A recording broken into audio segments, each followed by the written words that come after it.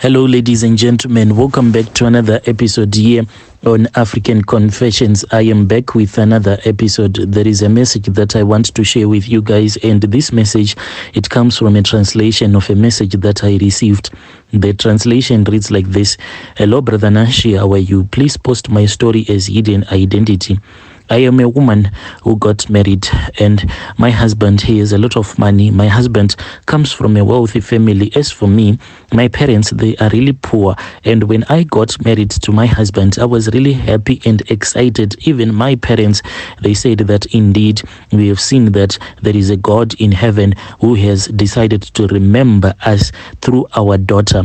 And when my father-in-law came to help his son, my husband, to pay for my bride price, there was a lot of joy and jubilation. There was a lot of money that was involved, so much that my mom and my father, they then returned back to the village, where they ended up using that money to renovate their parents' house. That is where they are staying right now, in the village. But as for me, I am suffering in this marriage that I am in right now. It is a 15-year marriage, Brother Nashi, and I do not even have a baby. Whenever I look at my life, and now that this is the 15th year in this marriage, if it had happened that I had given birth, just imagine how big my daughter or my son could have been right now. But I do not even know the joy. I don't know the experience of giving birth and holding your baby after carrying your baby for 9 good months.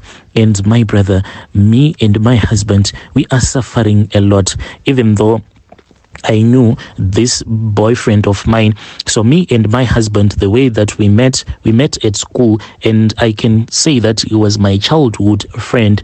As for my parents and his parents, they were like good friends because we grew up in that same neighborhood. So as for my father-in-law, who has since passed away, he had those tipper trucks that used to sell river sand as well as quarry, the one that will be used for concrete. That is what he used to carry. Then he will resell everything, and he was making a lot of money. Me and my husband we loved each other so much. That was when all of a sudden, then my father-in-law passed away. When my father-in-law passed away, no one could even understand what was really going on with him. But this is the way that these people that are ritualists eventually die. They just die all of a sudden. One morning, my father-in-law was okay. Then the following morning, he was no more. That is exactly how he passed away. At that time, I was newly wedded to my husband. I had not yet understood what was happening in the family. So as per our custom, once the deceased has been buried, then after burying the deceased, when you return back from the graveyard, we then sit as a family. Then we start to divide his clothes amongst the relatives. But what surprised me is that whilst we were sitting indoors with some of my father's relatives, but whilst we were sitting inside with my in-laws, then what started happening was that they were actually saying that they do not want any part of his inheritance. They refused. And in our culture, you cannot refuse anything that once belonged to a dead person.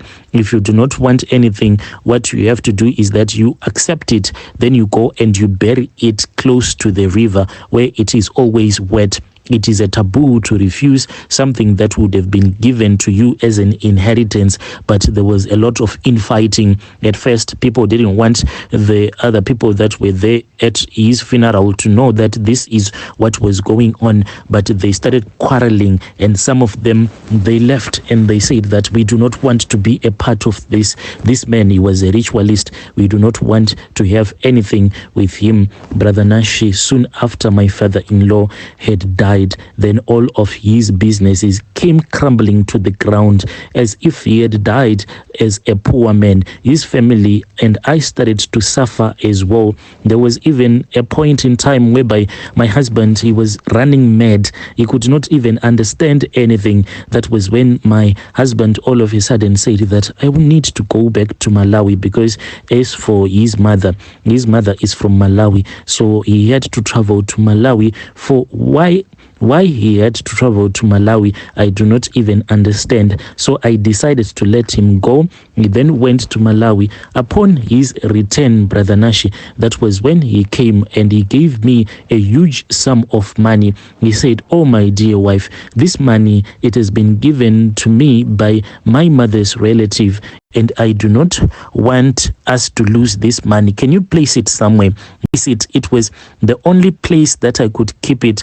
It was underneath a pillow. That is where I placed this money.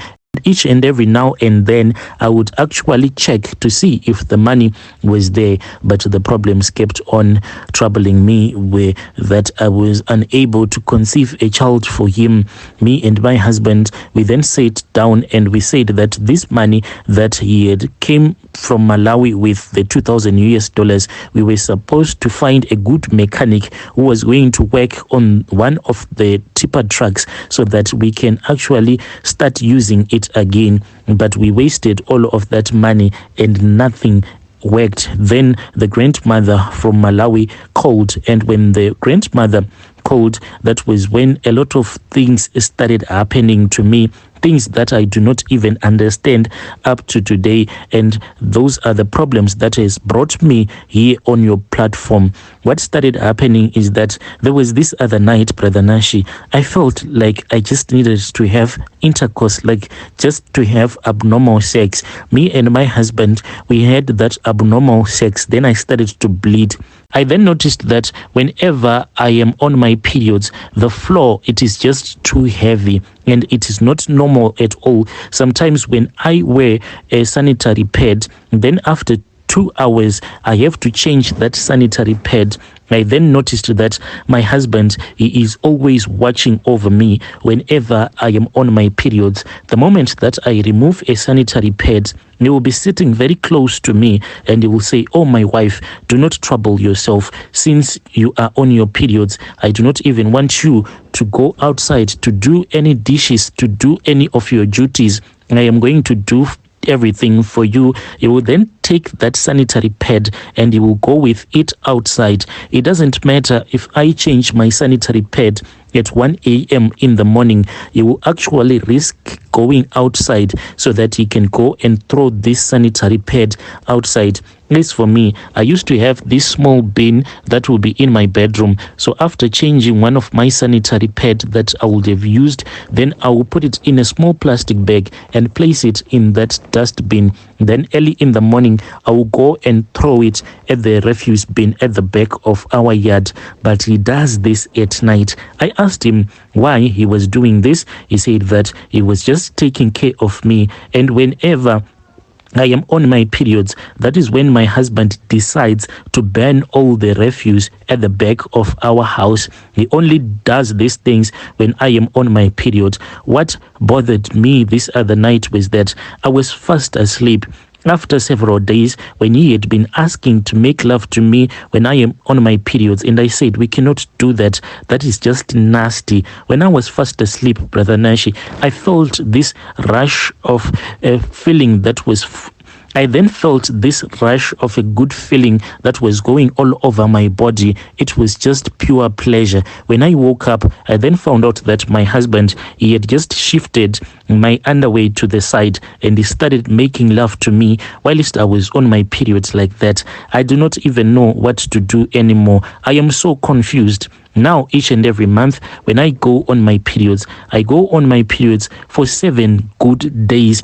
And I'll be having that period that is full of and I'll be having a very painful period. As for my husband, he said that he does not want me to go and visit any traditional healer or any prophet at all, because they do not believe in the white garment prophets as well as the traditional healers. I then said, "What about the baby that we are trying to have?" He said, "If this is the decision that has been taken by God that we should die without having a child, then it is okay." This is all that he says. He said that he does not care even if I die without ever giving birth. He does not care. As for my mother-in-law, she really loves me as if I have given her a grandchild. She said, do not worry, my daughter-in-law.